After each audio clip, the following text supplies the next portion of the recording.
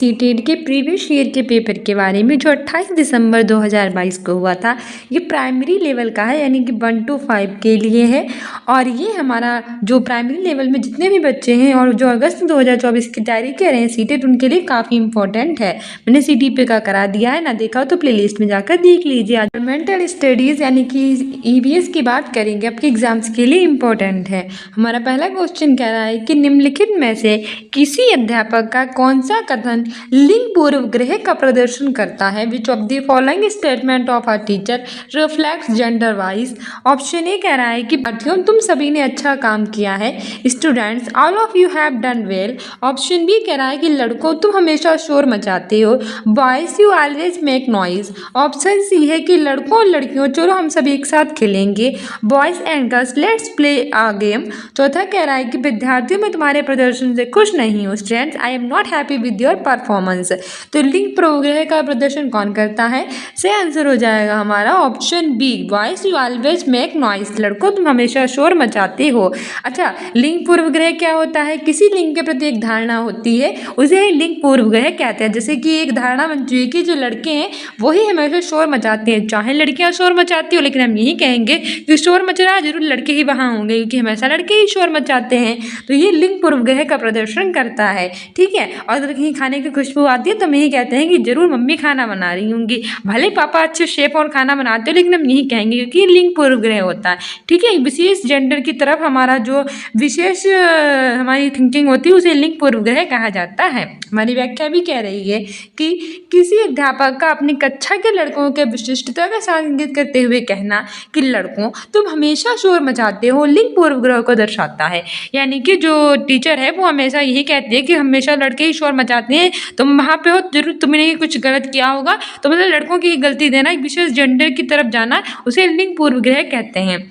लैंगिक पूर्वग्रह का तात्पर्य होता है कि किसी लिंग विशेष, चाहे पुरुष या महिला, लड़का हो चाहे लड़की हो, विशेष उसकी तरफ इंगित करते हुए कोई बात कहना, उसके विशेष प्रकार की अपने प्रति, उनके प्रति विशेष प्रकार की अपने मन में एक सोच बना लेना ही क्या कहलाता है? लिंग पूर्वग्रह कहलाता है। लिंग पूर्वग्रह में पुरुष और महिला में भेदभाव रखते हुए उनसे लिंग विशेष अपेक्षाएं रखती जाती हैं, जैसे लड़कियों के बीच शांत व्यवहार और साफ सुथरा रहने आदि जैसी अपेक्षाएं की जाती हैं, जबकि लड़कों से मजबूत रहने और मर्दाना मानदंडों की अपेक्षा की जाती है। वही मैंने भी आपको जैसे समझाया कि मान लीजिए एक लड़का है और एक लड़की है, तो अगर लड़का है तो वो हमेशा शोर मचाएगा, उद्दंडता करता रहेगा, गंदे तरीके से बात करेगा, और जो लड़कियां हैं वो हमेशा शांत रहेंगी और बहुत ही नरम तरीके से बात करेंगी और सबका सम्मान करेंगी। ये हमने एक धारणा बना रखी है अपने मन में, चाहे इसका उल्टा हो, चाहे ये लड़का बिल्कुल शोर ना मचाता हो, सीधा साधा हो, अपने में ही रहता हो, दूसरों से बात ना करता हो, और ये जो लड़की है बहुत शोर मचाती हो, बहुत उत्पाती हो और लड़कों को परेशान करती हो। लेकिन हमने एक बना लिया अपने माइंड में कि लड़के हमेशा शोर मचाएंगे और लड़कियां शांत रहेंगी, तो वही लिंग पूर्वग्रह कहलाता है। यानी किसी विशेष लिंग की तरफ एक अपना जो मानदंड है वो उसको निश्चित कर लेना, चाहे वो लड़का हो चाहे वो लड़की हो, और उनके साथ कुछ वाक्यों को जोड़ देना ही लिंग पूर्वग्रह कहलाता है, ठीक है। लड़कों से मजबूत रहने की बात की जाती है और लड़कियां सोचते हैं कि तो कोमल है, बहुत जल्दी रोने लगेगी, ठीक है। लिंग पूर्वग्रह यानी जेंडर प्रेजुडाइज से संबंधित अन्य उदाहरण होते हैं कि लड़कों के बाल छोटे होने चाहिए, लड़कियों के बाल लंबे होने चाहिए, लड़के गणित और विज्ञान पढ़ते हैं, लड़के गृह विज्ञान पढ़ते हैं। ये भी होता है कि अगर होम साइंस है तो वो कौन पढ़ेगी? गर्ल्स ही पढ़ेंगी, बॉयज़ कभी भी होम साइंस नहीं ले सकते। मेरी क्लास में ये दो लड़कों ने होम साइंस ले ली थी तो इनकी हंसी बनी थी, सब यही कह रहे थे तुम क्या लड़की हो जो तुमने होम साइंस ले ली। मतलब एक तरह की धारणा बन चुकी है, लड़के हैं तो वो क्या लेंगे? मैथ और साइंस ही लेंगे, ठीक है, गणित और विज्ञान, क्योंकि लड़कों का दिमाग तेज होता है और लड़कियों का दिमाग होता है तब, इसलिए वो गृह साइंस, तो वो गृह विज्ञान पढ़ते हैं। तो ये हमारा एक मानदंड होता है जेंडर की तरफ, ठीक है। ऐसा होता नहीं है लेकिन हमने ऐसा मानते चले आ रहे हैं, तो वही लिंग पूर्वग्रह कहलाता है। अगर लड़के हैं तो आपके बाल छोटे होने चाहिए, अगर आपने बड़े बाल कर लिए तो सब लोग यही चिढ़ाते तुम क्या लड़की हो जो तुमने इतने लंबे लंबे बाल कर लिए हैं, जब लाल तो लड़कियों के लंबे होते हैं, तुम लड़के होकर कैसे बाल लंबे कर सकते हो। और अगर लड़कियों ने बाल छोटे करा दिए लंबे की जगह पे तो उनकी तरफ भी हिंसा की भाव से देखा जाता है, घृणा की भाव से, अरे तुम लड़की होकर तुमने बाल छोटे करा दिए, लड़कों की तरह घूमना चाहती हो। यानी कि एक जेंडर वाइज ये लोग कर रहे हैं, जो कि बहुत ही गलत होता है। वो तो बच्चों का मन होता है, वो जैसे चाहे अपने वेयर करना चाहे वो चुने, ठीक है। अगला क्वेश्चन कह रहा है कि सौर सेल के निर्माण हेतु किस पदार्थ का उपयोग किया जाता है? Which material used for making solar cell? Option A है लेड, ऑप्शन बी है सोडियम, ऑप्शन सी है कॉपर, ऑप्शन डी है सिलिकॉन।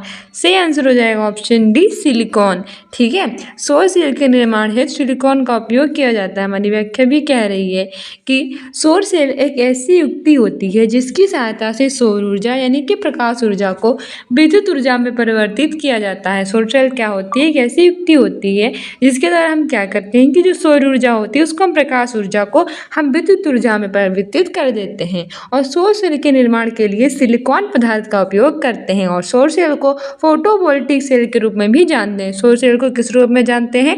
फोटोवोल्टिक सेल के रूप में जानते हैं, ठीक है। और इसके लिए सिलिकॉन पदार्थ का उपयोग करते हैं। आगे बढ़ते हैं। अगला क्वेश्चन कह रहा है कि लिखित में से कौन सा कथन लिंग रूढ़िवादिता को प्रदर्शन करता है? Which of the following statement reflects gender stereotyping? Option A है कि सामान्यतः लड़कियां लड़कों से बेहतर खाना बनाती हैं, generally girls are better cook than boys. दूसरा है कि एशियाई लोग खेलों में अच्छे नहीं होते हैं, Asians are not good in sports. तीसरा कह रहा है कि सामान्यतः लड़कों की तुलना में लड़कियों का पेशी द्रव्यमान कम होता है, generally girls have less muscles mass compare to boys. और चौथा कह रहा है कि लड़कों व लड़कियों ने कुश्ती में हिस्सा लिया, boys and girls took part in wrestling. सही आंसर हो जाएगा ऑप्शन ए कि सामान्यतः लड़के लड़कियों से बेहतर खाना बनाती हैं, generally girls are better cooks than boys, ठीक है।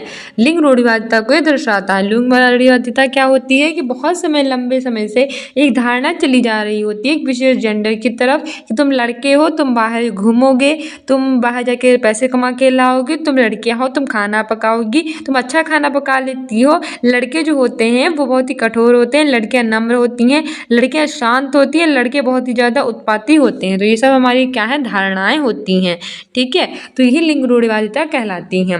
लिंग रूढ़िवादिता किसी व्यक्ति के बारे में उसके लिंग के आधार पर बनाई गई एक धारणा होती है जो समाज में उसकी विशेषताओं, व्यवहारों और जिम्मेदारियों को लिंग के अनुसार परिभाषित करती है। लिंग रूढ़िवादिता क्या होती है कि एक प्रकार की परिभाषा होती है जो उनकी व्यवहार और जिम्मेदारियों के अनुसार लिंग को परिभाषित करती हैं। इसमें पूर्व धारणाओं के आधार पर लैंगिक भेदभाव करते हुए पुरुष को प्रधान यानी सर्वोपरि माना जाता है। यानी कि ये कहा जाता है कि जो लड़के होते हैं वो पैसा कमाने के लिए उनका जन्म होता है, वो लड़कियों का जो होते हैं वो खर्चा उठाते हैं, लड़कियां खुद कुछ नहीं कर पाती, वो सिर्फ घर में खाना बनाती हैं, तो उन्हें सर्वोपरि प्रधान दिया जाता है क्योंकि वो पैसे कमा के लाते हैं, लड़कियों का पालन पोषण करते हैं। तो पुरुषों को क्या माना जाता है? प्रधान यानी कि सर्वोपरि माना जाता है। इसलिए उनकी शिक्षा को भी ज़्यादा महत्व देंगे और लड़कियां जो होती है उन्हें घरेलू कार्य दे दिए जाते हैं, चौका करो तुम इसीलिए बनी गई। इसलिए जो लड़कियां होती है वो लड़कों से बेहतर खाना बनाती हैं, ठीक है। नकारात्मकता और रूढ़िवादिता पर आधारित होती है, इसीलिए हमारा ऑप्शन ये सही हो गया था। अगला क्वेश्चन कह रहा है कि नर चिड़िया बहुत सारे सुंदर बनावट वाले घोंसले बनाता है और मादा चिड़िया इनमें से सबसे बढ़िया घोंसला अपने अंडे के लिए चुनती है। ये कौन सी चिड़िया है? The male bird makes many beautiful nests and the female birds choose the best one to lay her eggs. The bird is, option A है बया जुलाहा चिड़िया, ऑप्शन बी है डोब फाख्ता, ऑप्शन सी है दर्जन चिड़िया और ऑप्शन डी है शकरखोरा। सही आंसर इसमें हमारा हो जाएगा ऑप्शन ए यानी कि बया जुलाहा चिड़िया, ठीक है। जो नीली चिड़िया होती है बहुत सारे सुंदर बनावट वाले क्या करती है? घोंसले बनाती है, और जो मादा चिड़िया होती है वो इससे सबसे बढ़िया घोंसले होती है वो अपने अंडे के लिए चुनती है। तो ये हमारी बया यानी कि जुलाहा चिड़िया की विशेषता है, ठीक है। एग्जाम्स के लिए इंपॉर्टेंट है, याद रखना। हमारी व्याख्या भी कह रही है कि हल्के पीले रंग का बया या बुनकर प्रजाति का यह नन्हा सा पंछी घास के छोटे छोटे तिनकों और पत्तियों को बुनकर लालटेन की तरह लटकता हुआ बेहद ही खूबसूरत घोंसले का निर्माण करता हो। कैसा होता है ये? हल्के पीले रंग का बया या बुनकर प्रजाति का नन्हा सा पंछी होता है। ये जो घास होती है उनके छोटे छोटे तिनके और जो पत्तियां होती हैं उनको बुनकर ये लालटेन की तरह लटकता हुआ बेहद ही खूबसूरत घोंसले का क्या करता है? निर्माण करता है। इसीलिए इसे बुनकर पंछी या फिर हम इंजीनियर पंछी भी कहते हैं। इसे क्या कहते हैं? बुनकर पंछी या इंजीनियर पंछी। बया प्रजाति के पंछी पूरे भारतीय उपमहाद्वीप और दक्षिण पूर्वी एशिया में देखने को मिलते हैं। बया प्रजाति के बच्चे में कहाँ देखने को मिलते हैं? पूरे भारतीय उपमहाद्वीप और दक्षिण पूर्वी एशिया होती है वहाँ देखने को हमें मिलते हैं। ये अपना घोंसला अधिकतर नहर, नदी और नालों के किनारे आसपास पाई जाने वाली रेतीली झाड़ियों और पेड़ों पर तैयार करते हैं। बया प्रजाति में आशियाना नर पंछी के द्वारा घोंसला तैयार किया जाता है। आपसे पूछ लिया है कि बया प्रजाति में किसके द्वारा घोंसला तैयार किया जाता है? नर पंछी की मादा पंछी, तो सही आंसर हो जाएगा नार पंछी। ठीक है। और मादा बाया इसका निरीक्षण कर इसे पसंद करती हैं। यदि ये घोंसले उसे पसंद नहीं आते तो वो क्या करती हैं कि नर पंछी के द्वारा फिर से नए घोंसले का निर्माण करना होता है। यानी उन्हें वो घोंसले पसंद नहीं आएंगे तो वो क्या करेंगे कि फिर से कहेंगे तुम घोंसले का निर्माण करो। बाया अपना घोंसला इस तरह से तैयार करती है जिससे कि वो अपने अंडों को परिपक्षियों और मौसमी प्रभावों से सुरक्षित रह सकें। अच्छा, इसलिए बेचारी ये करती क्यों, किस लिए कि अपने जिससे वो इन्हें सुरक्षित रह सके अपने अंडों को। वही बात करें अगर फाख्ता की, तो ये नागफनी के पौधों के कांटों के बीच अपना घोंसला बनाती हैं। फाख्ता अपना घोंसला कहाँ बनाती है? नागफनी के पौधे जो होते हैं उनके कांटों के बीच में। वही दार्जिन चिड़िया की अगर हम बात करें तो ये अपनी लंबी पतली चोंच से एक पत्ती या कई पत्तियों में छेदों की श्रृंखला बनाती है। दर्जन चिड़िया जो होती हैं उनकी पतली पतली चोंच होती है, उससे वही एक पत्ती या फिर कई सारी पत्तियां होती हैं, उनमें छेदों की एक श्रृंखला बना देती हैं। वही हम शकरखोरा की बात करें तो ये छोटे पेड़ों और झाड़ियों के बीच अपना घोंसला बनाती हैं। शकरखोरा अपना घोंसला कहाँ बनाती है? छोटे पेड़ों और झाड़ियों के बीच में। ठीक है, आगे बढ़ते हैं। अगला क्वेश्चन कह रहा है कि निम्नलिखित में से कौन से कीट समूह में रहते हैं और उन सभी की विशिष्ट भूमिकाएं बटी हुई हैं। Which of the following insects live in a group and have specific role in allocation. Option A है मधुमक्खी, चींटियां एंड मकड़ी, honeybees, ants and spiders. Option B है ततैया, दीमक, चिड़िया यानी कि बेस्ट, termites and ants. Option C है चिटियां, मच्छर, मकड़ी यानी कि ants, mosquito, spiders. Option D है मधुमक्खी, घर में पाई जाने वाली मक्खी और दीमक, हनी बीज, हाउसफ्ले एंड टर्मिट्स। तो सही आंसर हो जाएगा हमारा ऑप्शन बी, ततैया, दीमक और चिड़िया। ये जो कीट समूह में रहते हैं और विशिष्ट भूमिकाएं इनमें बटी हुई हैं। ठीक है, हमारी व्याख्या भी कह रही है कि कुछ कीट जैसे कि मधुमक्खी, ततैया, चींटियां और दीमक जो होते हैं वो क्या करते हैं, एक समूह में रहते हैं जिन्हें कॉलोनियां कहा जाता है। जो मधुमक्खी, ततैया, चींटियां और दीमक होते हैं वो एक ग्रुप में रहते हैं, इन्हें हम कॉलोनियां कहते हैं। तो आपसे ये भी पूछ लेगा कि कौन से समूह में रहते हैं, तो मधुमक्खियां, ततैया, चींटियां और दीमक रहते हैं। इन्हें कहते क्या है, तो इन्हें कॉलोनियां कहते हैं। इन सभी कीड़ों में काम को 3 समूह में बांटा गया है, जैसे कि रानी, श्रमिक और नर, जिसमें अंडा देने की मुख्य और एकमात्र जिम्मेदारी रानी की होती है। मधुमक्खी, ततैया, चींटियां और दीमक एक समूह में रहते हैं, इन्हें कॉलोनियां कहते हैं। इन्हें कितने समूह में बांटते हैं, तो 3 समूह में बांटते हैं। उन समूहों को क्या कहते हैं, रानी, श्रमिक और नर कहते हैं। जिसमें अंडा देने की जिम्मेदारी किसकी होती है, तो वो रानी की होती है। श्रमिक जो होते हैं वो कॉलोनी को बनाए रखने और अंडों की देखभाल करने में मदद करते हैं। और नर का कोई विशिष्ट उद्देश्य नहीं होता है, वे डंक विहीन होते हैं। ठीक है, तो जो उसमें श्रमिक होते हैं वो क्या कहते हैं, अंडों की देखभाल करते हैं। जो नर होते हैं वो सिर्फ डंक विहीन होते हैं और इनका कोई विशिष्ट उद्देश्य नहीं होता है। अगला मोस्ट इंपॉर्टेंट कह रहा है कि फूलों की पहचान कीजिए। Identify the flowers. पहला है कि केवल रात में ही खिलता है, ब्लूम ओनली एट नाइट। दूसरा कह रहा है कि औषधि बनाने के काम में लाया जाता है, use it for making medicine. तीसरा कह रहा है कि रंगाई के काम में लाया जाता है, use it for making dice. और चौथा कह रहा है कि पूरे वर्ष वह खिलता है, Bloom all the year round. तो बताइए ये जो है हमारे फूलों की विशेषताएं दी गई हैं, इसमें से ये कौन से फूल हैं? CD में से हमें बताना है। पहला क्या है, गुड़हल है, गेंदा है, गुलाब है कि धतूरा है, यानी कि हिबिस्कस है, मेरीगोल्ड है, रोज है कि डेटर है। दूसरा है कि रात की रानी, नाइट क्वीन। गुड़हल है, गेंदा है, मेरीगोल्ड, गुलाब है, रोज। तीसरा कह रहा है कि चमेली है यानी कि जासमीन, गुलाब है यानी कि रोज, धतूरा है या फिर गुलदाउदी है। चौथा क्या है कि सदाबहार है, धतूरा है, गुलाब है कि गुलदाउदी है। तो हमारी जो विशेषताएं दी गई हैं वो सही आंसर हो जाएगा ऑप्शन बी। ठीक है, रात की रानी है, गुड़हल है, गेंदा है और गुलाब है, इनकी विशेषताएं दी गई। जैसे कि दिए गए पुष्पों में है फूल रात की रानी की, केवल फूल है रात की रानी क्योंकि जो होती है वो केवल रात में ही खिलती है, इसलिए इसे रात की रानी है, नाइट ऑफ क्वीन कहते हैं। गुड़हल के फूल का प्रयोग औषधि बनाने के काम में लाया जाता है। गेंदा ऐसा पुष्प होता है जिससे हम रंगाई करते हैं, यानी पूछ लेगा गेंदा किस काम आया जाता है, रंगाई के काम आया जाता है। गुलाब पूरे वर्ष भर खिलने वाला फूल होता है। तो सबकी विशेषताएं आपको दे देगा, किसकी विशेषता क्या है तो आप याद रखना। जो फूल होता है उसे क्या कहते हैं, रात की रानी कहते हैं। क्यों? क्योंकि केवल रात में खिलता है। गुड़हल जो होते हैं इसका प्रयोग किस काम में किया जाता है, औषधि बनाने के काम में किया जाता है। गेंदा क्या करता है, ये रंगाई बनाने के काम में लाया जाता है। और गुलाब जो होता है वो पूरे वर्ष भर खिलता है। आगे बढ़ते हैं। अगला क्वेश्चन कह रहा है कि मधुमक्खियों के छत्ते में मधुमक्खियों के बारे में निम्नलिखित में से कौन सा कथन सही नहीं है। Which of the following statement is not correct in the context of honey बीज इन अ बीहिव।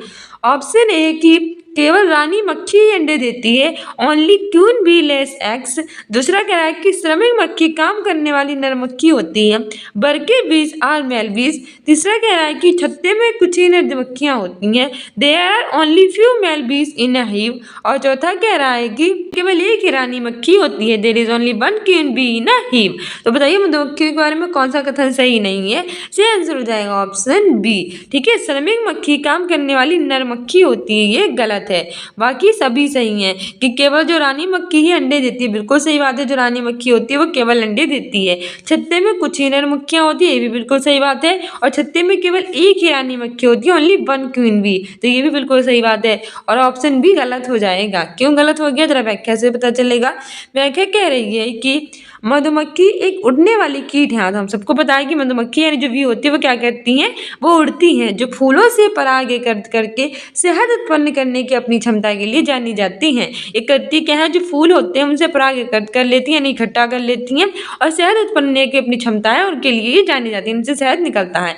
और ये कब अंडे देती है? अक्टूबर से दिसंबर। ठीक है, अक्टूबर से दिसंबर मंथ में ये अंडे देती हैं। अच्छा, इनकी विशेषताएं क्या होती हैं? प्रत्येक छत्ते में केवल एक ही रानी मक्खी होती है जो कि अंडे देती है। अब आपसे पूछ लेगा कि छत्ते में कितनी मक्खियां रानी होती हैं, तो केवल एक ही रानी मक्खी होती है जो क्या करती है, अंडे देती है। जैसे कि राजा महाराजा नहीं होते थे, उनमें कई सारी बेगमें उनकी होती थी, लेकिन जो पहली पत्नी उनकी होती है, बच्चे को शहजादा बनाया जाता था, वही मरियम उर जानी कही जाती थी। वैसे ही कुछ ऐसे भी है। फिर छत्ते में कुछ ही नर मधुमक्खियां होती हैं, तथा इनकी श्रमिक के रूप में कोई भूमिका नहीं होती है, बिल्कुल सही बात है। कुछ मक्खियां होती हैं जिन्हें नर मधुमक्खियां कहते हैं। एक छत्ते में थोड़ी ही नर मधुमक्खियां होती हैं, वो कहता है क्या करते हैं, श्रमिक वगैरह बिल्कुल भी नहीं होते हैं, यानी श्रमिक में इनकी कोई भूमिका नहीं होती है। श्रमिक मधुमक्खियां मादा मक्खियां होती हैं और छत्ता बनाती हैं। सारा काम कौन करती हैं? जो फीमेल मधुमक्खियां होती है वही सारा वर्क करती हैं। ये अपने बच्चों की देखभाल करती हैं, छत्ते के लिए बहुत ही महत्वपूर्ण होती हैं, पराग की तलाश में फूलों के चारों ओर भी उड़ती रहती हैं। ठीक है, अगला क्वेश्चन कह रहा है कि निम्नलिखित में से कौन सा समूह फल का है? Which of the following set is of fruits? Option A है आलू, बैगन, आम, potato, brinjal, mango. Option B है केला, बैगन, मूली, banana, brinjal, radish. Option C है टमाटर, केला, अदरक, टोमेटो, बनाना, जिंगर। और ऑप्शन डी है केला, भिंडी और आलू, बनाना, लेडी फिंगर, ओकेरा और पोटैटो। सही आंसर इसमें हमारा हो जाएगा ऑप्शन। ये हमारा ऐसा क्वेश्चन था जिसमें हमें क्या गया था, बोनस मार्क्स दिया गया था। क्यों? व्याख्या से पता चलेगा। प्रस्तुत प्रश्न में दिए गए विकल्पों में आलू जो है वो क्या है, एक तना है, मूली क्या है, जड़ है, अदरक क्या है, भूमिगत रूपांतरित तना है, जबकि आम जो है टमाटर है, जबकि आम, टमाटर, बैगन, भिंडी और केला ये सब क्या है, फल है। इनका उचित समूह से किसी विकल्प में नहीं दिया गया है। प्रश्नों के अनुसार तर्क संगत न होने के कारण आयोग ने इस प्रश्न को सभी मार्क्स बोनस दिए थे। ठीक है, सबको क्या मिला था, इसमें बोनस मिले थे। अगला क्वेश्चन कह रहा है कि भारत के अनेक इलाकों में पाई गई बावड़ियों के संबंध में कौन सा कथन सही नहीं है? Which of the following statement is not correct regarding step wells found in many parts of India? पहला है कि यह जल संरक्षण की पारस्परिक व्यवस्था है, there are traditional system of water conservation. दूसरा कह रहा है कि बावड़ियों का जल पीने के लिए उपयोग में नहीं लाया जा सकता, the water in step walls can not be used for drinking. तीसरा कह रहा है कि वर्षा जल संग्रहण और पुनः आवेशन के सिद्धांत पर आधारित है, they are based on principle of rain water harvesting and discharging. तीसरा के सामुदायिक संसाधन के रूप में किया जाता है, they are used as community resource. सही आंसर हो जाएगा ऑप्शन बी।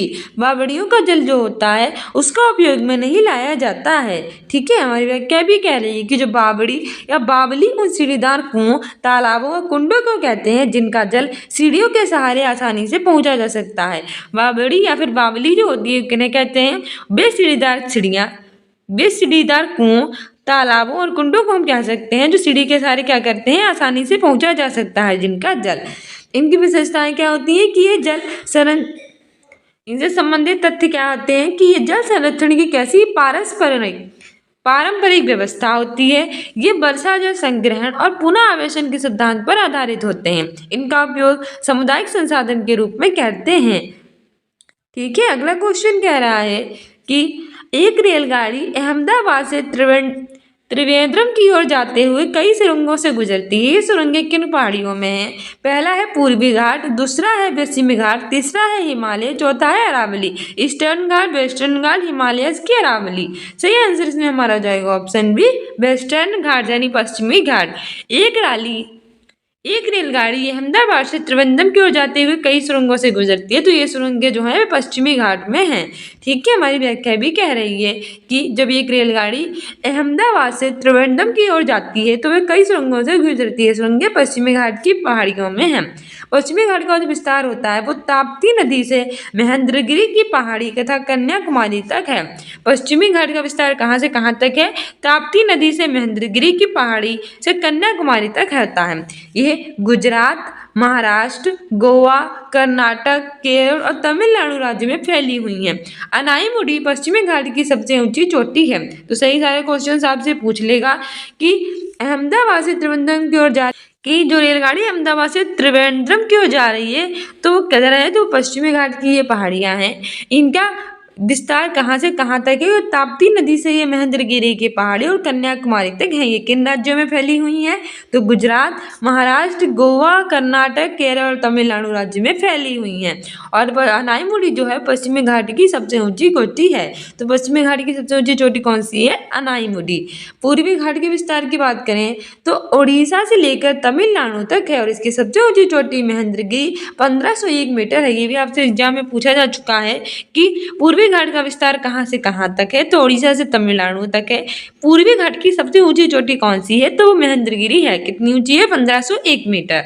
वहीं हिमालय की बात करें तो भारत के उत्तरी सीमा पर विस्तृत हिमालय भूगर्भीय रूप से युवा एवं बनावट की दृष्टिकोण से बलित पर्वत श्रृंखला है। वहीं अरावली की बात करें तो ये प्रायद्वीपीय पठार के पश्चिमी एवं उत्तर पश्चिमी किनारों पर स्थित है। कहाँ स्थित है? ये प्रायद्वीपीय पठार के पश्चिमी और उत्तर पश्चिमी किनारों पर है। यह बहुत अधिक आपर्दित और खंडित पहाड़ियां हैं। ये गुजरात से लेकर दिल्ली तक दक्षिण पश्चिमी और उत्तर पूर्वी दिशा में फैली हुई हैं। ठीक है, आगे बढ़ते हैं। अगला क्वेश्चन कह रहा है कि निम्नलिखित में से कौन सा कथन हाथियों के बारे में सही है? Which of the following statement is true regarding elephants? Assertion है कि an elephant had was only female elephant and baby elephants, यानी कि हाथियों के झुंड में केवल मादा हाथी और बच्चे हाथी होते हैं। दूसरा कह रहा है कि नर हाथी चारों ओर अकेले ही घूमते हैं। Male elephants move around alone. पहला कह रहा है कि और दोनों सही है और आर की सही व्याख्या है। Both A and R true and R is the correct explanation of A. दूसरा कह रहा है कि और दोनों सही है लेकिन आर की सही व्याख्या नहीं है। Both A and R true but R is not correct explanation of A. तीसरा कह रहा है कि ये सही है लेकिन आर सही नहीं है। A is correct but R is not incorrect. चौथा कह रहा है कि आर दोनों सही नहीं है। Both A and are not correct. सही आंसर हो जाएगा ऑप्शन बी कि ए और आर दोनों सही है और ए जो है वो ए की सही व्याख्या नहीं है। ठीक है, हमारी व्याख्या भी कह रही है कि हाथियों के झुंड में केवल मादा हाथी और बच्चे ही होते हैं क्योंकि नर हाथी इनके साथ नहीं होते हैं। नर हाथी तब तक झुंड में रहते हैं जब तक वे 14-15 साल के नहीं हो जाते, फिर वे अपना झुंड छोड़कर चारों ओर अकेले ही घूमते हैं। इस तरह से ये और दोनों सही और आई की सही व्याख्या नहीं कर रहा है क्योंकि क्या होता है कि नर हाथी कब तक रहते हैं झुंड में? जब तक वो 14-15 साल के नहीं हो जाते, उसके बाद वो अकेले ही घूमते हैं। अगला क्वेश्चन कह रहा है कि नीचे कक्षा 5 के 4 बालकों के खून की जांच रिपोर्ट में उनके हीमोग्लोबिन स्तर के बारे में बताया गया है।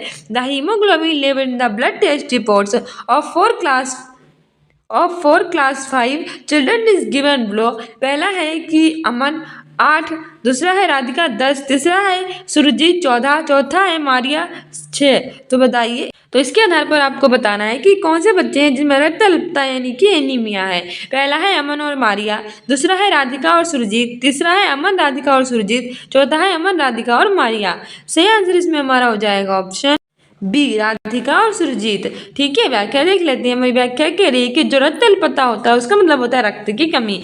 एक नंबर के क्वेश्चन में ये पूछ लेता है कि रक्त अल्पता का शाब्दिक अर्थ क्या होगा और इसके बाद कई सारे ऑप्शन दे देता है। तो याद रखना, रक्त की कमी। रक्त अल्पता का शाब्दिक अर्थ होता है रक्त की कमी होना। ये रक्त क्या होता है कि हमारी कोशिका में पाए जाने वाले पदार्थ हीमोग्लोबिन की संख्या में कमी आने से होती है। क्या होता है कि हमारी कोशिका में पाया जाने वाला एक पदार्थ होता है जिसका नाम होता है हीमोग्लोबिन, उसकी संख्या संख्या में कमी आने से ये होता है। पुरुषों में हीमोग्लोबिन की मात्रा 13.5 से लेकर 17.5 होनी चाहिए और महिलाओं में कितनी होनी चाहिए 12.0 से 15.5 तक। ठीक है, परंतु जो अमन होता है उसमें 8 है, राधिका में 10 है और जो हमारी गुबारिया है उसमें 6 है, इसीलिए हीमोग्लोबिन स्तर को दर्शाया गया। तो बच्चों में रत्तल पता बता रही है, जबकि सुरजीत में 14 है, मानक से ऊपर होने के कारण एनीमिया पीड़ित सुरजीत को नहीं माना जाएगा।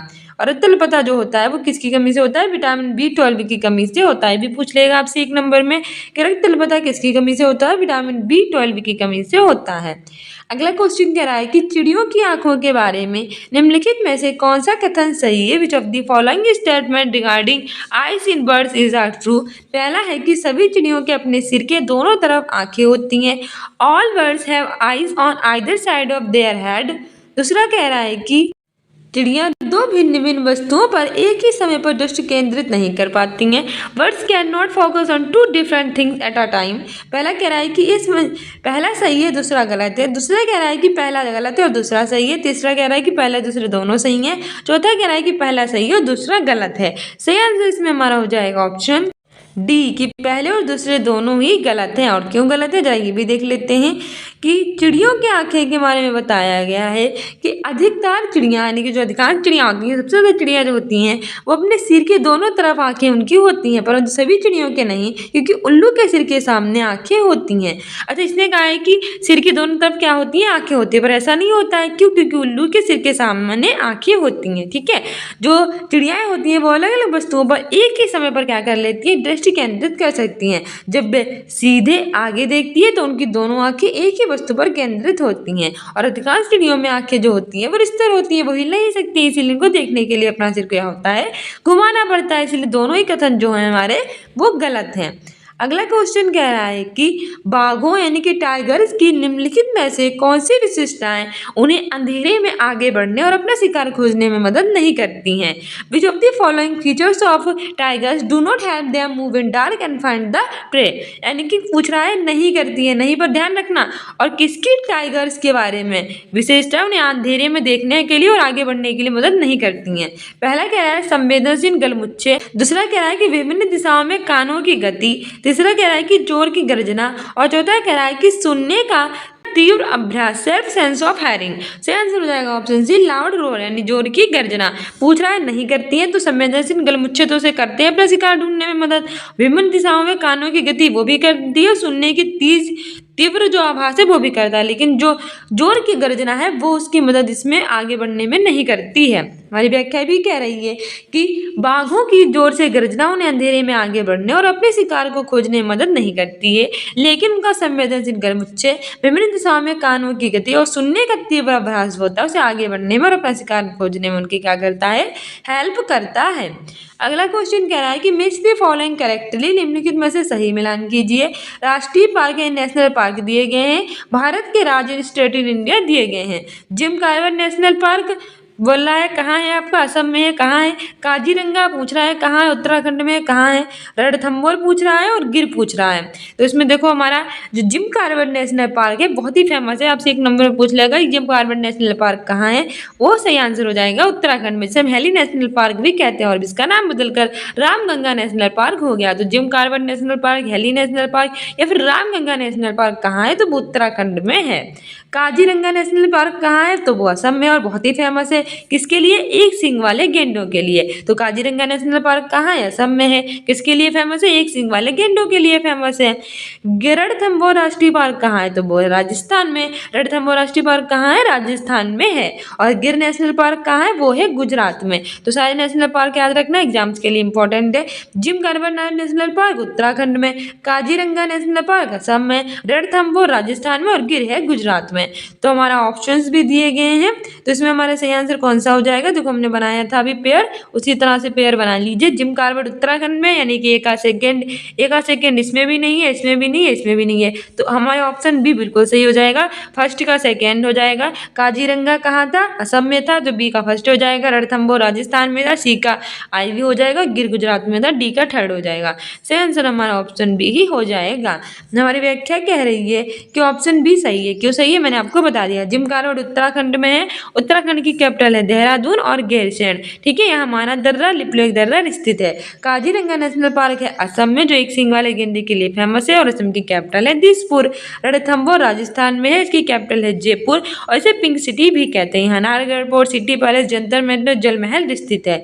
गिर कहाँ है? गुजरात में है, और इसकी कैपिटल है गांधीनगर। और अब हमारी आ चुकी है ईवीएस की पेडागोजी। हमारे ईवीएस के 15 क्वेश्चंस के, अब 50 क्वेश्चन ईवीएस की पेडागोजी होंगे। टोटल 60 क्वेश्चन पूछे जाते हैं। इससे पहले ऑलरेडी प्लेलिस्ट बना रखी है, ना देखिए तो देख लीजिए। हमारा पहला क्वेश्चन कह रहा है कि जब पर्यावरण अध्ययन के शिक्षक अपने छात्रों को चिड़ियाघर लेकर जाते हैं तो वे किस उद्देश्य की पूर्ति करना चाहते हैं? When an EVS teacher takes his her student to a zoo he she intended to. Option A है कि बच्चों को जानवरों के संरक्षण के प्रति संवेदनशील बनाना, sensitise students for animal protection. दूसरा कह रहा है कि बच्चों को मजेदार तरीके से सीखने का मौका देना, give exposure to students to make teaching enjoyable. तीसरा कि वास्तविक जीवन की परिस्थितियों और कक्षा हर जन के बीच परस्पर संबंध स्थापित करना, let classroom learning to real life situation. और चौथा कह रहा है कि बच्चों में पशुओं को पालने के कौशल को विकसित करना, develop skills in student to domestics animal. सही आंसर इसमें हमारा हो जाएगा ऑप्शन सी सही हो जाएगा कि वास्तविक जीवन की परिस्थितियों और कक्षा विद्यार्जन के बीच परस्पर संबंध स्थापित करना। ठीक है, क्योंकि बच्चों को जानवरों के संरक्षण के प्रति संवेदनशील हम बना नहीं सकते, बच्चों को मजेदार तरीके से सीखने का मौका नहीं दे सकते, ना ही उन्हें पशुओं को पालने के कौशल को विकसित कर सकते हैं। हम यही कर सकते हैं कि हम उनके वास्तविक जीवन की जो परिस्थितियाँ होती हैं और कक्षा विद्यार्जन के बीच जो परस्पर संबंध होता है एक दूसरे के बीच, वो हम स्थापित कर सकते हैं। आगे बढ़ते हैं। हमारी व्याख्या भी कह रही है कि जब पर्यावरण अध्ययन के शिक्षक अपने बच्चों को चिड़ियाघर लेकर जाते हैं, यानी कि इन्वायरमेंट स्टडीज़ का जो टीचर है वो क्या करता है कि अपने जो स्टूडेंट्स हैं उनको लेकर जाता है चिड़ियाघर यानी जू में, तो उनका यही उद्देश्य हो जाता है ले जाने का कि बच्चों के वास्तविक जीवन की जो परिस्थितियाँ होती हैं और कक्षा विद्यार्जन के बीच जो एक दूसरे से संबंध होते हैं वो क्या कर सके, स्थापित कर सके। क्योंकि चिड़ियाघर जो होता है वो भ्रमण में बच्चों सक्रिय भागीदारी के साथ ऐसी अवधारणाएं, विचार और व्यवहारिक अनुभव से परिचित होते हैं जिन्हें कक्षा के वातावरण में प्रदान नहीं कर सकते। क्या होता है कि जब वो भ्रमण करने जाते हैं तो भाई सभी चीज़ों को बारीकी से देखते हैं कि कैसे चिड़ियाघर होता है, कैसे जानवर होते हैं, कैसे उन्हें पाला जाता है, क्या उन्हें दिया जाता है, कैसे क्या सब कुछ होता है, तो उससे बहुत अच्छे से वो सीख सकते हैं। और वो सब हम सिर्फ किताबों में पढ़ाकर उन्हें सिखा नहीं सकते, ठीक है, कक्षा के वातावरण में उन्हें प्रदान नहीं कर सकते। हम अवधारणाएं, विचार और व्यवहारिक अनुभव से उन्हें अच्छे से परिचित करा सकते हैं चिड़ियाघर ले जाकर। ऐच्छिक भ्रमण विद्यार्थियों को व्यक्तिगत और सामाजिक रूप से जोड़ते हैं जिससे वे अधिगम और प्रत्यक्ष अनुभव में संबंध स्थापित कर लेते हैं। इसमें क्या होता है कि जो टीचर्स होते हैं वो क्या करते हैं कि बच्चों का जो व्यक्तिगत और सामाजिक रूप होता है उसको एक दूसरे से जोड़ लेते हैं जिससे वे अधिगम और प्रत्यक्ष अनुभव प्राप्त कर लेते हैं। यानी कि बहुत सारी जो उन्हें लर्निंग होती है वो उन्हें प्रत्यक्ष रूप से प्राप्त होती है, किताबों से नहीं होती, जिससे उन्हें रट्टा नहीं मारना पड़ता और वास्तविक जीवन से जोड़कर वो उन्हें सीख लेते हैं। और ज़्यादा दिनों तक यहाँ तो समझो लाइफ टाइम तो उनके पास ये विद्या रहती है। ठीक है, अगला क्वेश्चन कह रहा है कि रमेश अपनी कक्षा 5 की पर्यावरण अध्ययन की कक्षा में खोजपूर्ण प्रश्न पूछता है। उपयुक्त उद्देश्य विद्यार्थियों के किस कौशल का विकास का नहीं है। क्या पूछा है? नहीं पूछा है। Ramesh frequently asked problem questioning in his class 5 EVA class. The appropriate aim is not at improving students. Option कह रहा है ये कि प्रदर्शन कौशल डेमोन्स्ट्रेशन स्किल्स, दूसरा कह रहा है कि अवलोकन कौशल ऑब्जर्वेशन स्किल्स, तीसरा कह रहा है रचनात्मक कौशल क्रिएटिव स्किल्स, चौथा कह रहा है कि श्रवण कौशल लिसनिंग स्किल्स। बताइए कि जो रमेश है वो अपनी कौन सी क्लास की? क्लास 5 है इन्वेंटल स्टडीज़ की। उसमें जो स्टूडेंट्स हैं उनको खोजपूर्ण प्रश्न पूछता है। कैसे पूछता है? खोजपूर्ण प्रश्न। तो इसका उद्देश्य किस कौशल का विकास करना नहीं है, तो हमारा सही आंसर इसमें हो जाएगा ऑप्शन ए प्रदर्शन कौशल, यानी कि डेमोन्स्ट्रेशंस कौशल, उसका स्किल्स का वो विकास नहीं कर रहा, जबकि वो अवलोकन कौशल, ऑब्जर्वेशन का, रचनात्मक क्रिएटिव का, श्रवण लिसनिंग का, इन सब का विकास कर रहा है। ठीक है, ये भी आप देख लीजिएगा कि आपसे पूछा क्या है, पूछा है करना है विकास कि नहीं करना है।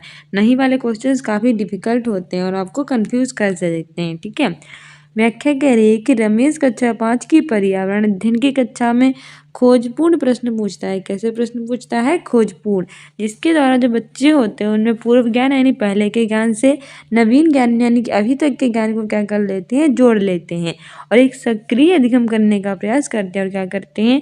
जो लर्निंग होती है वो कैसी होती है? प्रैक्टिस करते हैं कि लर्निंग जो है वो सक्रिय हो सके यानी कि एक्टिव रह सके। इस प्रक्रिया में जो बच्चे होते हैं वो शिक्षक की बातों को ध्यानपूर्वक सुनते हैं और उनके प्रश्नों के प्रति अनुक्रियाओं का अवलोकन करते हैं। टीचर जो कुछ भी कहता है तो ये स्टूडेंट्स का कर्तव्य होता है कि उन्हें अच्छे से सुने, तो वो उन्हें अच्छे से सुनते हैं और उन प्रश्नों के बाद क्या कहते हैं? अपनी अनुक्रिया करते हैं। पुनः केंद्रीकरण और पुनः प्रेषण के चरणों से गुजरते हुए नए नए विचार और समस्याओं का सृजन करते हैं। अतः इन खोजपूर्ण प्रश्नों द्वारा अवलोकन कौशल, रचनात्मक कौशल और श्रवण कौशल का विकास तो होता है, परंतु प्रदर्शन कौशल का विकास नहीं होता। हमसे यही पूछा था कि इसके द्वारा किस कौशल का विकास नहीं होता? तो प्रदर्शन कौशल का। और होता किसका है? तो वो है अवलोकन कौशल, रचनात्मक कौशल, श्रवण कौशल। ठीक है, आगे बढ़ते हैं। अगला कह रहा है कि पर्यावरणीय अध्ययन में निम्नलिखित में से कौन सी समस्या समाधान के गुण हैं? In environmental study which of the following are characteristics of problem solving? Option A है सृजन, कंस्ट्रक्शंस, ऑप्शन बी है सिलेक्शन यानी कि चयन, सी है भाषण, ऑप्शन डी है लेखन यानी कि राइटिंग। तो इसमें आपको सही विकल्प चुनना है। पहला कह रहा है कि ए और बी, दूसरा कह रहा है सी और डी, तीसरा कह रहा है ए और डी, चौथा कह रहा है बी और डी। सही आंसर हो जाएगा ऑप्शन है ए और बी।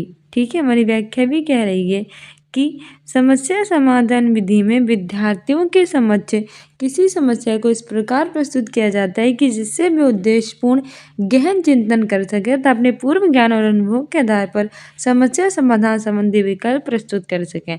प्रॉब्लम सॉल्विंग्स में क्या होता है? जो विद्यार्थी यानी स्टूडेंट्स होते हैं उनके सामने ऐसी प्रॉब्लम्स रखी जाती हैं जिससे क्या कर सकते हैं, उसके बारे में वो बहुत ज़्यादा तरीके से सोच सकें और उसके आधार उनके ज्ञान और अनुभव के आधार पर अपनी जो प्रॉब्लम है उसको सॉल्व कर सकें। ठीक है, पर्यावरण अध्ययन में जो लक्ष्य केंद्रित विधि, सृजनात्मक विधि और चयन समाधान विधि के महत्वपूर्ण गुण होते हैं। कौन कौन से पूछ लेगा कि पर्यावरण अध्ययन में लक्ष्य केंद्रित विधि के, सृजनात्मक विधि के और चयन समस्या विधि के क्या होते हैं? महत्वपूर्ण गुण होते हैं। अगला क्वेश्चन कह रहा है कि एक ईवीएस शिक्षक के द्वारा प्रयुक्त होने वाली भाषा, the language that has to be used by an EVS teacher should be. Option A है औपचारिक या परिभाषाओं पर बल देने वाली होनी चाहिए, formal with emphasis on definitions. दूसरा कह रहा है कि बच्चों के लिए कठिन होनी चाहिए ताकि वे समझ ना पाएं, difficult for children to comprehend. बिल्कुल गलत बात है, ऐसी भाषा में कभी नहीं रखनी चाहिए जो बच्चों के लिए कठिन और बच्चे समझ ही नहीं पाए। हमेशा ऐसी भाषा का प्रयोग करना चाहिए कि बच्चों के लिए ईजी होना, कि डिफिकल्ट होता है तो हट जाएगा। औपचारिक परिभाषाओं पर बल देना चाहिए, भी हटा दीजिए। क्यों? परिभाषाओं पर अगर हम बोल देंगे तो बच्चे कैसे समझ पाएंगे? ऐसी भाषा तो बिल्कुल नहीं रखनी चाहिए जो उसकी परिभाषा पर बल देती हो। तीसरी कह रही है कि बच्चों की दैनिक रोजमर्रा की भाषा से संबंधित होनी चाहिए, related to everybody language of the child. बिल्कुल अच्छी बात है और यही हमारा सही आंसर हो जाएगा। क्यों? क्योंकि क्या होता है, लैंग्वेज ऐसी होनी चाहिए इसकी जो बच्चों से किससे संबंधित हो, उनकी डेली लाइफ से संबंधित हो, जिससे उन्हें रट्टा मारने की जरूरत ना पड़े, उन्हें अच्छे से समझ सकें। ठीक है, और प्राविधिक प्रकृति की होनी चाहिए, टेक्निकल इन नेचर नहीं, टेक्निकल नहीं होनी चाहिए। सही आंसर ऑप्शन सी हो जाएगा। हमारी व्याख्या कह रही है कि एक ईवीएस शिक्षक के द्वारा प्रयुक्त होने वाली भाषा बच्चों की दैनिक रोजमर्रा की भाषा से संबंधित होनी चाहिए। ईवीएस शिक्षक के द्वारा कैसी भाषा प्रयोग करना चाहिए? ऐसी भाषा जो बच्चों की दैनिक रोजमर्रा से संबंधित हो, जिसमें बच्चे घर, परिवार, विद्यालय की कक्षाओं से संबंधित निकटतम परिवेश से सीखते हुए धीरे धीरे विद्यालय के व्यापक वातावरण से जुड़ सकें। इसमें क्या हो सकता है कि जो बच्चे होते हैं वो क्या करते हैं, पहले अपने घर से, फिर अपनी फैमिली से, फिर अपनी विद्यालय की कक्षाओं से क्या होते हैं, संबंधित होते हैं। धीरे धीरे उनके परिवेश से वो जुड़ जाती है। ठीक है, उनके परिवेश से जुड़ते जुड़ते वो क्या करती है, धीरे धीरे विद्यालय के व्यापक वातावरण यानी कि जो बड़ा सा वातावरण होता है उससे जुड़ जाती है तथा परिवेश से सीधे अंतःक्रिया करते हुए ज्ञान अर्जन वो कर सकते हैं, यानी ज्ञान को अर्जित कर सकते हैं।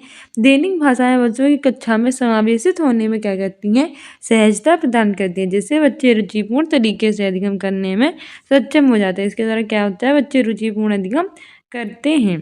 अगला क्वेश्चन कह रहा है कि आकर्षक एवं प्रासंगिक अनुदेशात्मक सामग्री का उपयोग सहायक है क्योंकि वे use of attractive and relevant instructional materials are helpful because they. पहला है कि सभी ज्ञानेंद्रियों को सक्रिय करते हैं, एक्टिवेट एक्टिवेट ऑल सेंसेस। दूसरा कह रहा है कि अधिगम को अधिक अर्थपूर्ण बनाते हैं, मेक लर्निंग मोर मीनिंगफुल। तीसरा कह रहा है कि शिक्षकों को शिक्षण अधिगम की प्रक्रिया में सहायता करते हैं, help teachers in teaching learning process.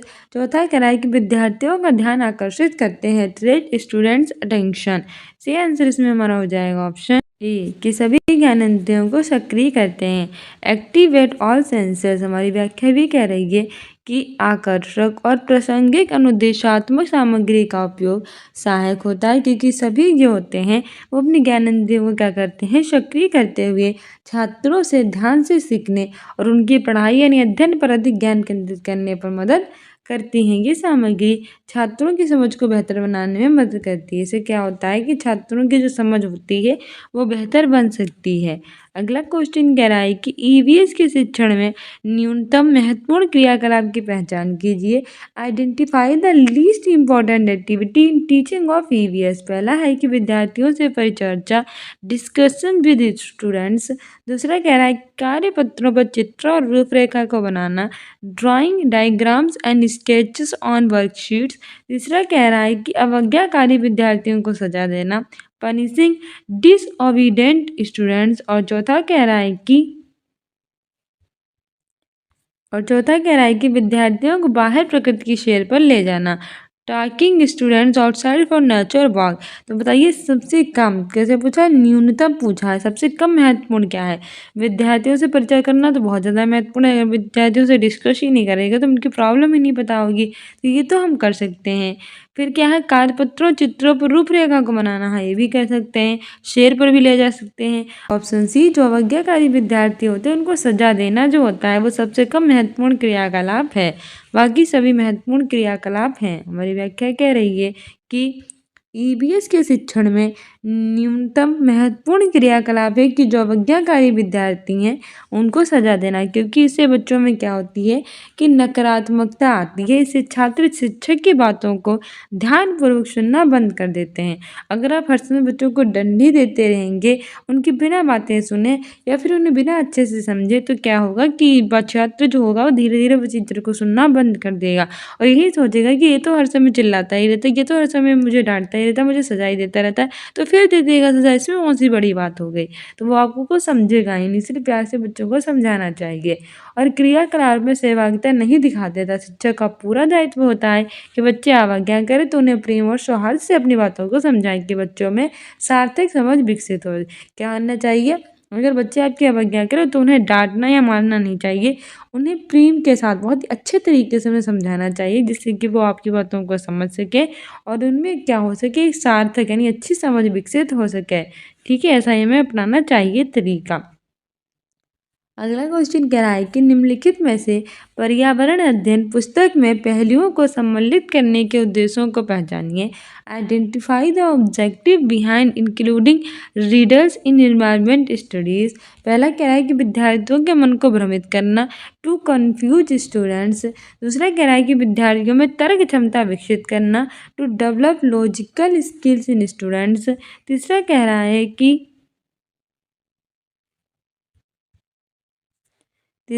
कि विद्यार्थी के मन को भ्रमित करना और स्वयं आनंदित होना, to confuse students and derive pleasure from it. बकवास है ये तो हटा दीजिए, ऐसा कभी हो सकता है कि विद्यार्थी के मन को भ्रमित कर दो और कम आनंदित महसूस करो, बकवास है। अगला कह रहा है कि विद्यार्थियों को खेल खिलाना, टू मेक स्टूडेंट्स प्ले, ये भी नहीं हो सकता और मन को तो भ्रमित करना चाहिए ही नहीं, तो सही आंसर हो जाएगा कि टू डेवलप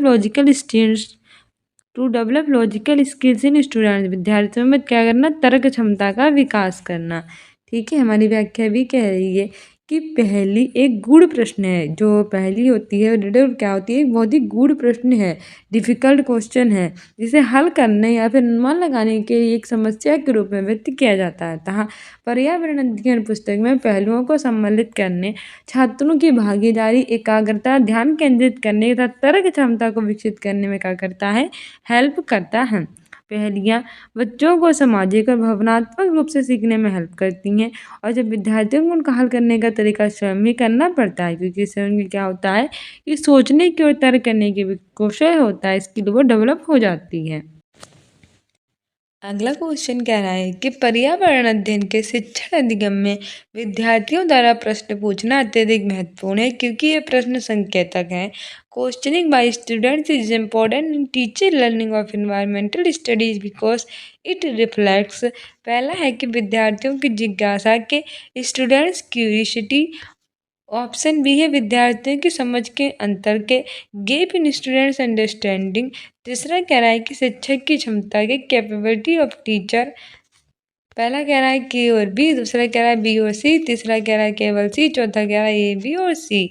सही आंसर इसमें हमारा हो जाएगा ऑप्शन ए और बी। ठीक है, हमारी व्याख्या भी कह रही है कि पर्यावरण अध्ययन के शिक्षण अधिगम में जो विद्यार्थी यानी स्टूडेंट्स होते हैं वो उनके द्वारा प्रश्न पूछना अत्यधिक महत्वपूर्ण है, क्योंकि ये प्रश्न ये संकेत देते हैं कि जो बच्चे होते हैं वो कितनी भी जिज्ञासा के साथ पर्यावरण गतिविधियों में सेविका दिखा रहे हैं, तो उनमें प्रत्येक विद्यार्थी की समझ का स्तर क्या है, जिससे वे शिक्षक अपनी समझ और रुचि को ध्यान में रखते हुए शिक्षण कार्य को और अधिक प्रभावी और रोचक बना सके, जो कि कक्षा में अर्थपूर्ण अधिगम में सहायक हो सके। इससे क्या होता है कि टीचर को इस बारे में पता चलता है कि स्टूडेंट्स को इस बारे में कितना आता है, कितना और एफर्ट लगाएं कि उसे और अच्छे से आ जाए, या फिर और दूसरा तरीका कौन सा अपना जिससे बच्चे इसे समझ सकें। ठीक है, ये अर्थपूर्ण अधिगम में बहुत ही ज़्यादा हेल्प करता है। कैसे इंटरेस्टिंग तरीके से टीचर जो होते हैं वो उसका प्रयोग करके बच्चों को अच्छे से समझा सकते हैं। अगला क्वेश्चन कह रहा है कि गलत कथन का चयन कीजिए, चूज द इनकरेक्ट स्टेटमेंट। पहला है कि ईवीएस एक अंतः विषयक विषय है। EVS is an interdisciplinary subject. दूसरा कह रहा है कि ईवीएस पढ़ना पढ़ाना स्थानीय संसाधनों के माध्यम से होना चाहिए। EVS should be learn through local resources. तीसरा कह रहा है कि ईवीएस मुख्यतः जैव विविधता के अध्ययन से जुड़ी है। EVS primarily deals with the study of biodiversity. चौथा कह रहा है कि कक्षा फर्स्ट और सेकेंड में ईवीएस शिक्षण भाषा और गणित के माध्यम से होनी चाहिए। वे should be learn through language and mathematics in class first and second. से आंसर हो जाएगा ऑप्शन सी। ठीक है, जो ईवीएस होती है वो मुख्यतः जैव विविधता के अध्ययन से जुड़ी है। EVS primarily deals with the study of biodiversity. हमारी व्याख्या भी कह रही है कि ईवीएस कैसा विषय है, एक अंतः विषयक विषय है जो विज्ञान, सामाजिक विज्ञान तथा पर्यावरण शिक्षा से अंतः संबंधित है। ईवीएस एंड एनवायरमेंटल स्टडीज एक ऐसा सब्जेक्ट है जो अंतः विषय है। ये हमारी साइंस, सोशल साइंस यानी कि एसएसटी और हमारे पर्यावरण अध्ययन से जुड़ा हुआ है। ईवीएस के शिक्षण में स्थानीय संसाधनों और छात्रों की स्थानीय भाषा को ध्यान में रखते हुए शिक्षण देना चाहिए। इसमें क्या करना चाहिए कि जो स्थानीय संसाधन होते हैं उनके बारे में, छात्रों की जो स्थानीय भाषा होती है उसको ध्यान में रखते हुए हमें क्या करना चाहिए, टीचिंग करनी चाहिए। ठीक है, शिक्षण समझने में सहायता हो। और पहला और दूसरा ये दोनों ईवीएस की भाषा और गणित के माध्यम फर्स्ट और कक्षा सेकेंड में ईवीएस कैसी होती है, मुख्यतः भाषा और गणित के माध्यम में होनी चाहिए। तीनों ही कथन पूरी तरह से सत्य हैं, परंतु ईवीएस मुख्यतः जैव विविधता के अध्ययन से जुड़ी है। ये कथन कैसा है, गलत है, क्योंकि ये एक अवधारणा है जो पर्यावरण अध्ययन में बच्चों को पढ़ाई जाती है। और इसमें हमसे गलत पूछा था तो सही आंसर ऑप्शन सी हो जाएगा। अगला क्वेश्चन कह रहा है कि एक पर्यावरण अध्ययन शिक्षक होने के नाते आप अपनी कक्षा के औसत छात्रों के लिए क्या करेंगे। In case of below average student class what will you do as an EVS teacher. पहला है कि उन्हें कई बार अवधारणा लिखने के लिए देना, make them right concepts many time. दूसरा है उन्हें पहली पंक्ति में बैठाकर लगातार मार्गदर्शन करना, make them sit in the first row and guide them constantly. तीसरा कह रहा है कि उनके कमजोर पक्षों को ढूंढना, सुधारने के लिए समाधान खोजना और लागू करना, identify there weak areas and design remedial measures for them. और चौथा कह रहा है कि उनको अतिरिक्त कार्य घर में अभ्यास के लिए देना, give them additional task for home for practice. सही आंसर इसमें हमारा हो जाएगा ऑप्शन सी, ठीक है, उनके कमजोर जो पक्ष होते हैं उनको ढूंढना और सुधारने के लिए समाधान खोजना और लागू करना, यही कर्तव्य होता है कि जो जिस स्टूडेंट के कमजोर पक्ष होते हैं, जिसमें जो वीक होता है उसको खोज लेना, उसको सुधारने का प्रयत्न करना और उसमें समाधान खोजना और उसको लागू करना। ठीक है, हमारी व्याख्या भी कह रही है कि एक एक पर्यावरण एनवायरमेंटल स्टडीज का टीचर होने के नाते हम कक्षा के जो औसत छात्र हैं उनके जो कमजोर पक्ष हैं उनको ढूंढेंगे और उन बच्चों की समस्याओं के समाधान को क्या करेंगे, खोजेंगे। उचित समाधान मिल जाएगा जब हमें, तो हम इसे कैसे करेंगे, बच्चों पे लागू कर देंगे, जिससे कि वे प्रतिभा से परिपूर्ण हो जाएंगे। और शिक्षक का जो पूर्ण दायित्व होता है कि वह अपने सभी बच्चों की जो आवश्यकताएं होती हैं, जो रुचियां होती हैं, जो कमजोर पक्ष होते हैं, उनको ध्यान में रखे, उन्हें सहयोगी एवं उपचारात्मक शिक्षण दे, जिससे कि वह क्या कर सके, अपनी समस्याओं का निवारण उनके हो सके। अगला क्वेश्चन कह रहा है कि पर्यावरण अध्ययन शिक्षा के क्षेत्र में सम्मिलित है। The area of environmental studies includes, पहला है कि औपचारिक शिक्षा फॉर्मल एजुकेशन, दूसरा है अनौपचारिक शिक्षा नॉन फॉर्मल एजुकेशन, तीसरा है औपचारिक और अनौपचारिक शिक्षा formal and non formal education, चौथा है विद्यालय शिक्षा स्कूल एजुकेशन। सी आंसर हो जाएगा ऑप्शन सी। ठीक है, पर्यावरण अध्ययन एनवायरमेंटल स्टडीज शिक्षा के क्षेत्र में फॉर्मल और नॉन फॉर्मल एजुकेशन, औपचारिक और अनौपचारिक शिक्षा शामिल है। हमारी व्याख्या भी कह रही है कि पर्यावरण अध्ययन शिक्षा के क्षेत्र में जितने भी तथ्य होते हैं, कहानी, जानकारियाँ होती हैं और कारक होते हैं, वो कैसे होते हैं, शामिल होते हैं, जो विद्यार्थियों को उनके परिवार, उनके माता पिता, समाज, विद्यालय और अन्य शिक्षण संस्थाओं से प्रभावित करते हैं। एनवायरमेंटल स्टडीज में क्या होता है कि जितनी भी जानकारियाँ हैं, कारक हैं, वो सभी समाहित होते हैं, जो कि विद्यार्थी को, यानी जो स्टूडेंट्स होता है उसको, उसकी फैमिली, उसके पेरेंट्स, उसकी जो सोसाइटी और जो उसका स्कूल होता है और अन्य शिक्षण संस्थानों से उनसे प्रभावित करते हैं। इनके द्वारा क्या होता है कि विद्यार्थियों में जो जीवन की वास्तविक व्यवहारिक और जीवन की वास्तविक व्यवहारिक जानकारी और प्रत्यक्ष अनुभव की समझ होती है, वो भी विकसित हो जाती है। इसलिए हम कह सकते हैं कि पर्यावरण अध्ययन जो होता है वो शिक्षा के क्षेत्र में औपचारिक और अनौपचारिक जो दोनों शिक्षाएं होती हैं उनको शामिल कर लेता है। ठीक है, अगला क्वेश्चन कह रहा है कि विद्यार्थियों में अवधारणात्मक समझ तब अच्छी होती है जब शिक्षक जोर डालते हैं।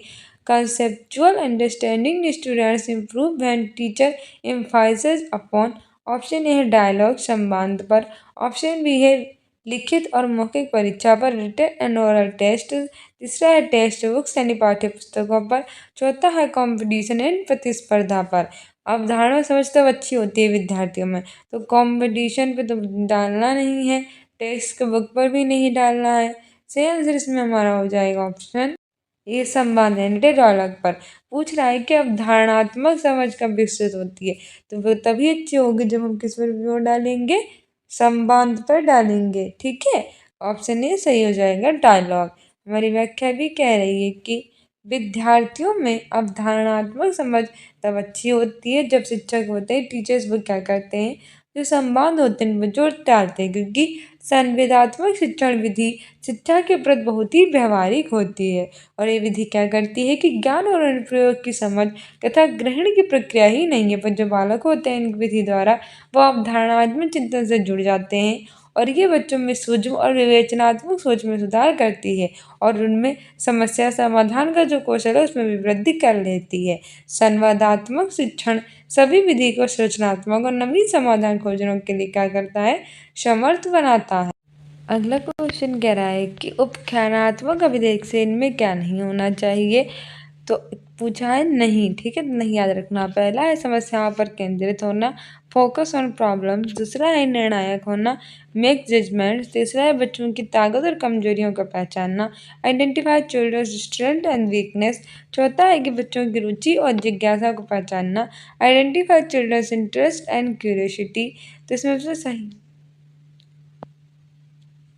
से हमें सही जोड़ा बताना है। पहला है पहला, दूसरा, दूसरा है तीसरा, दूसरा कह रहा है सी और डी, तीसरा कह रहा है बी और सी, चौथा कह रहा है बी और डी। से आंसर हो जाएगा ऑप्शन ए और बी। सही है, हमारी व्याख्या भी कह रही है कि विद्यालय व्यवस्था में उपख्यानात्मक अभिलेख शिक्षकों को क्या करता है, सूचित करता है, क्योंकि वे अनुभवों को सीखने के लिए, परिवारों को जानकारी प्रदान करने के लिए और संभावित विकासात्मक देरी की पहचान करने के लिए अंतर्दृष्टि प्रदान करते हैं। इन अभिलेखों का उपयोग हम व्यक्तिगत छात्र व्यवहार, कौशल और दृष्टिकोण के विशिष्ट अवलोकन का उल्लेख करने के लिए करते हैं, क्योंकि ये अध्ययन कार्यों के परिणामों से कैसे होते हैं, संबंधित होते हैं। जो बच्चे होते हैं उनमें ताकत और कमजोरियों को पहचानने के लिए, बच्चों की रुचि जिज्ञासा को पहचानने के लिए उपख्यानात्मक अभिलेखों से संबंधित, जबकि समस्याओं पर केंद्रित होना, निर्णायक होना अभिलेखों से संबंध नहीं रखते हैं। अगला क्वेश्चन कह रहा है कि ईवीएस की कक्षा में एक शिक्षक चर्चा करता है, घर की मक्खियां बीमारी फैलाती है। चर्चा के लिए सबसे उपयुक्त सीखने का संसाधन होगा। In an EVS class a teacher discuss that house flies spread disease. The most appropriate learning resource for discussion will be. पहला है न्यूज़पेपर अखबार, दूसरा है फ्लैश कार्ड, तीसरा है स्लोगन्स, चौथा है पोस्टर्स। सही आंसर हो जाएगा ऑप्शन ए अखबार यानी कि न्यूज़पेपर। ठीक है, हमारी व्याख्या कह रही है कि एक ईवीएस एंड इन्वायरमेंटल स्टडीज़ की जो क्लासरूम है उसमें जो टीचर होता है वो चर्चा करता है कि घर की जो मक्खियाँ होती हैं वो क्या करती हैं, बीमारी को फैला देती हैं, क्योंकि इसमें चर्चा के लिए उपयुक्त संसाधन क्या होगा, अखबार। शिक्षक मक्खियों से फैलने वाली बीमारियों की कटिंग समाचार पत्रों से क्या कर लेता है कि उसको काट कर अपने पास रख लेता है, समाचार पत्रों से कर लेता है और उनसे संबंधित जो शोध कार्य परियोजना है उसका आयोजन करके बच्चों और बीमारियों के बारे में क्या कर देता है, जागरूक। अखबार बच्चों से वास्तविक दुनिया से जुड़ने में मदद करता है और इसके द्वारा बच्चों को तत्कालीन समस्याओं की भी जानकारी मिल जाती है। अगला क्वेश्चन कह रहा है कि सरिता teach the topic games we play by taking students to the playfield and making them play different games on different days. Minu teach the same topic by showing pictures, cards of different games to students यानी खेल खेल में पाठ पढ़ाते हुए सरिता विद्यार्थियों को खेल के मैदान में क्या करती है, ले जाती है और उन्हें अलग अलग दिनों में विभिन्न खेल खिलाती है। मीनू उसी पाठ को अलग अलग खेलों के चित्रकारों को दिखाकर विद्यार्थियों को पढ़ाती है। तो इसमें विद्यार्थियों को अधिकतम शामिल करने में कौन ज़्यादा प्रभावी रणनीति का उपयोग कर रहा है, who is using a more effective strategy for maximum involvement of student. पहला सरिता, दूसरा है मीनू, तीसरा है परिस्थिति पर निर्भर करता है, चौथा है कि दोनों सरिता और मीनू। सही आंसर हो जाएगा ऑप्शन ए सरिता। ठीक है, कैसे सरिता, जरा व्याख्या से देख लो कि खेल खेल में पाठ पढ़ाते हुए सरिता क्या करती है कि विद्यार्थियों को खेल में मैदान में ले जाती है और उन्हें अलग दिनों में विभिन्न खेल खिलाती है, जिससे बच्चे अधिक से अधिक सहभागिता दिखाते हुए पूर्ण रुचि के साथ प्रभावी अध्ययन करते हैं। होता क्या है कि क्लासरूम में आप चाहे चित्र दिखा दो, चाहे मूवी दिखा दो, चाहे कितना अच्छा पढ़ा दो, जब तक बच्चों लर्निंग बाय डूइंग नहीं होता, यानी स्वयं करके नहीं सीखते जब तक वो कुछ नहीं पा पाते। तो सरिता ऐसा ही करती है, इससे बच्चों को प्लेग्राउंड ले जाती है, अच्छे से खेलती है और सारे गेम्स के बारे में उन्हें बता दिए, तो बच्चों के बारे में वो देर तक नॉलेज रहेगी। उन्होंने उसे फील किया है तो वो क्या करेंगे, उसे कभी भूल भी नहीं पाएंगे। ठीक है, ये शिक्षण प्रक्रिया से है कि बच्चों के व्यवहार में, उनके समाज में भावनात्मक रूप से प्रत्यक्ष अनुभवों का ज्ञान कराती है और वे खेल खेल में महत्वपूर्ण अधिगम कर लेते हैं। वहीं मीनू पाठ को अलग अलग चित्रकारों के माध्यम से पढ़ाती है और अध्ययन की प्रक्रिया में साझेदारी और सुनिश्चित नहीं कराएगी, क्योंकि प्राथमिक स्तर पर बच्चे करके सीखने में अधिक रुचि हैं। सरिता की रणनीति ज़्यादा प्रभावी है, क्योंकि हम क्लासरूम में उतना अच्छा नहीं सीख सकेंगे, चाहे आप कुछ भी कर लीजिए, जितना अच्छा हम प्लेग्राउंड में सीखेंगे। तो किसकी अच्छी थी, सरिता की स्ट्रेटजी अच्छी थी। सो डियर स्टूडेंट्स, ये था हमारा ईवीएस का प्रीवियस ईयर का paper. I hope you like this video. If you like it then like, subscribe and share and don't forget to subscribe this channel. मिलते हैं नेक्स्ट वीडियो में। Keep loving, keep watching, keep sharing. वहीं आप junior level के सारे CTET के previous year देखना चाहते हैं तो हमारी प्ले लिस्ट में जाकर देख लीजिए। हम रात 8 बजे कराते हैं और प्राइमरी लेवल के सुबह 8 बजे कराते हैं। उसकी प्ले लिस्ट बना रखी, वहाँ जाके आप देख सकते हैं। मिलते हैं नेक्स्ट वीडियो में। Thank you, bye.